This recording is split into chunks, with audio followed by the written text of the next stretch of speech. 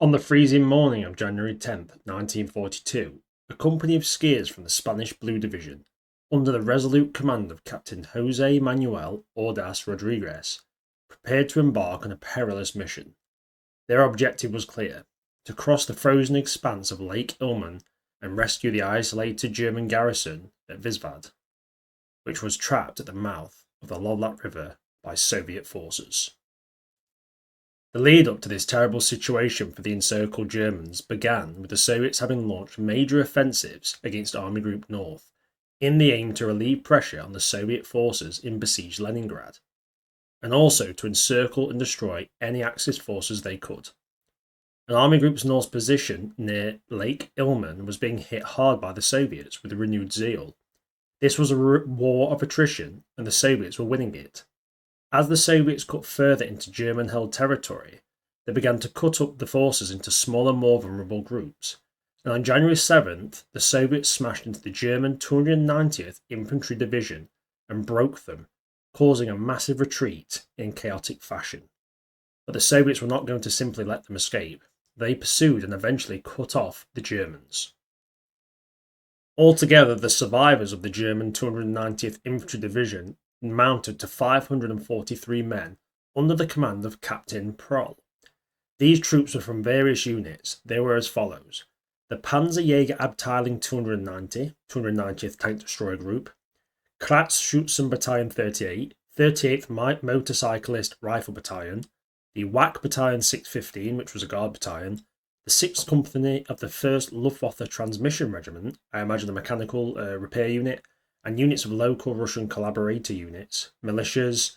These could have been anything from aids in logistics and bureaucratic matters up to Osttroopen troops trained to fight against the Soviet forces. The remaining elements of the German forces held up a small town called Visvad at the mouth of the river. It was a fairly decent defensive position and gave them chance to regroup and resist Soviet attacks. But they knew their time there was limited. They were low on supplies, outnumbered and outgunned, and something drastic needed to be done to give them any chance of survival. So it fell to the Blue Division to lead this rescue. Their elite ski company, led by Captain Jose, was to set out and save the stranded German forces against all elements. It was going to be a tough mission, but they were up to the task. It's interesting to note that in its initial organisation, the Blue Division did not have a company of skiers, but due to the special weather conditions, a unit was needed that could move quickly despite the snow, and attend to the war emergencies that could arise. On November 21st, 1941, this company was officially formed, and Artillery Lieutenant Jose was elected when he was in the middle of the Battle of Possad. In this action, they received 32 Iron Crosses, and Jose his second individual military medal. In this way, the ski company became one of the most decorated units on the Leningrad front and the most decorated of all foreign volunteer forces that fought with the German forces.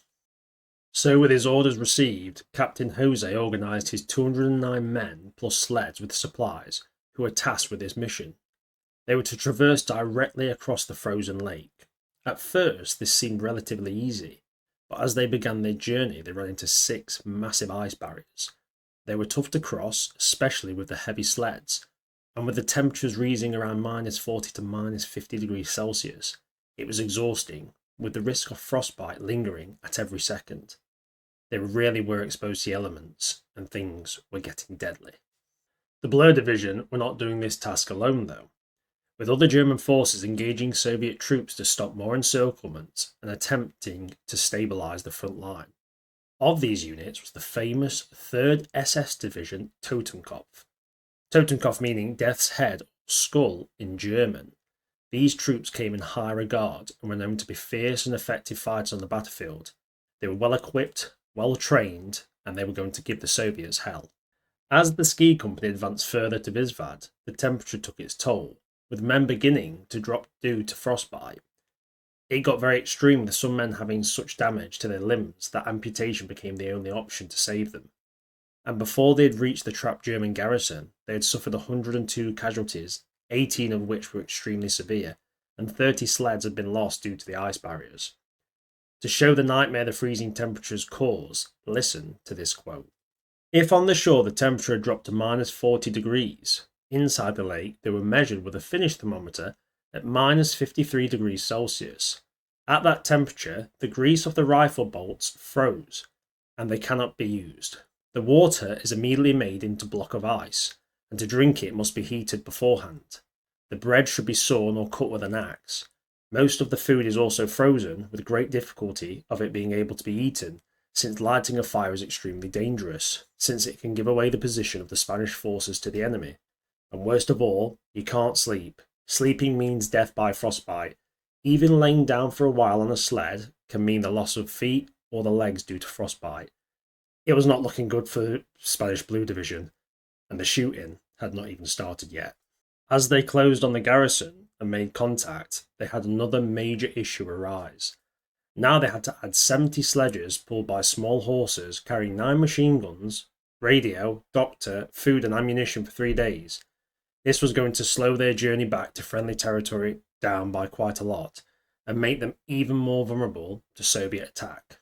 Now, information about the actual fights is limited. What I've been able to gather is that on the 17th the battle began, with the ski companies split into smaller groups to fight and even try to ambush the Soviet troops. They were also joined by 40 Latvian troops who were also ski-equipped soldiers. Together they faced around 3,000 Siberian marksmen. Now these troops would have been experts at cold weather warfare, as they had lived in the rough extremes of Siberia. They were also fantastic shots and were a terrifying adversary to have to fight. So the ski company launched an assault to repel the Soviet troops. The fighting was brutal, with elite small groups skirmishing around the lake while having to be wary of the temperature as not to suffer frostbite as they fought. The Spanish forces took the initiative and broke the Russian line at first, but soon, around 3 hours later, reinforcements arrived with more AT guns and tanks.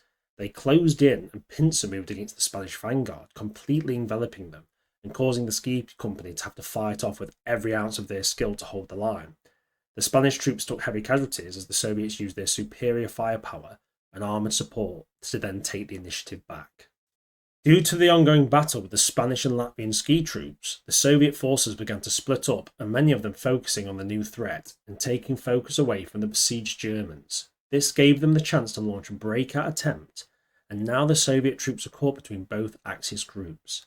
Taking heavy fire and casualties, they began to lose ground. They also believed the Spanish forces were far larger numerically than they actually were, especially with how rapidly they were advancing and how they were conducting hit-and-run attacks all around the Soviet lines. These skirmish-style attacks made it think that there were literally thousands of Spanish troops when there were only hundreds. This caused the Soviet troops to begin to withdraw so they could reorganise and relaunch their own assaults. With the chance to break out presenting itself, the German troops took it, and on the 21st, after days of cold and bitter fighting, the Spanish, Latvian and German troops were able to move around 7 kilometres away from the Soviet forces, creating enough distance to be safe to escape. This was now going from chaos to a fairly successful rescue, but with a large amount of besieged Germans surviving the ordeal, which is great. But it had cost the Blur Division and Latvian troops dearly, with their casualties being around 194, with 102 freezing to death, and 18 soldiers with double amputations, and an unknown number of German casualties. Also, the Soviets suffered casualties as well. Now, we don't know how many they suffered, but at around similar to the Axis forces due to the Spanish and Latvian troops kind of leading a lot of ferocious attacks.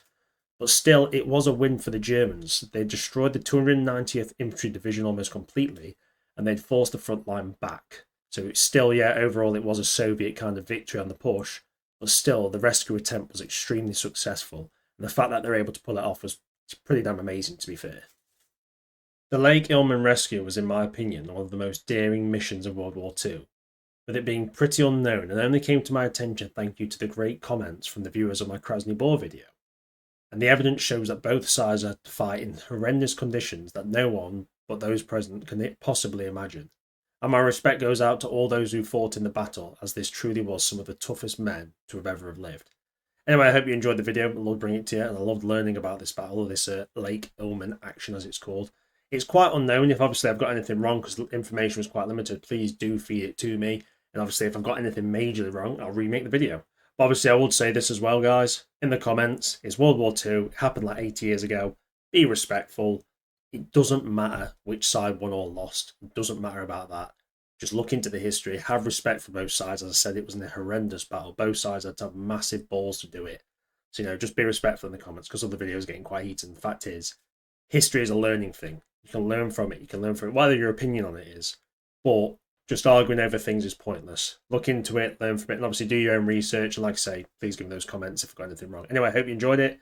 So like, subscribe and stuff like history and kind of like war video games. That's what the channel's about. Really appreciate you watching the video. You guys have a fantastic weekend. Is it the weekend? Probably. Enjoy the weekend anyway, guys. Take it easy.